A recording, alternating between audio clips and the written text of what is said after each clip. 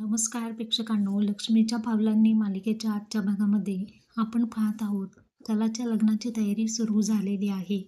इकडे बांगड्या भरण्याचा कार्यक्रम आज होणार असतो. त्यानिमित्त सगळे तयार झालेले असतात.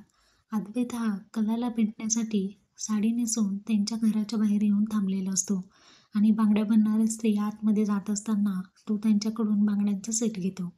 संगीता नुकतीच फोनवरती बोलत बाहेर येते आणि ती म्हणते, "हो हो, असं का तोंड झाकले तुम्ही? बांगडेवाले आहात ना?" अद्वैत म्हणतो, "हो, हो." तर आपण पाहत आहोत, की बांगड्याच्या निमित्ताने अद्वैत कलाला भेटण्यासाठी साडी नेसून घरामध्ये शिरलेला असतो.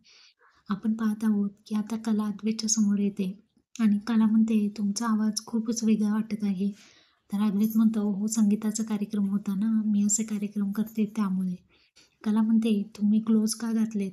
आता अद्वैत आणि कला हे दोघंही बांगड्या भरू लागलेले असतात. अद्वैत कलाचा हात घेता क्षणी तिला असं समजतं, की हा चांदेकर आहे.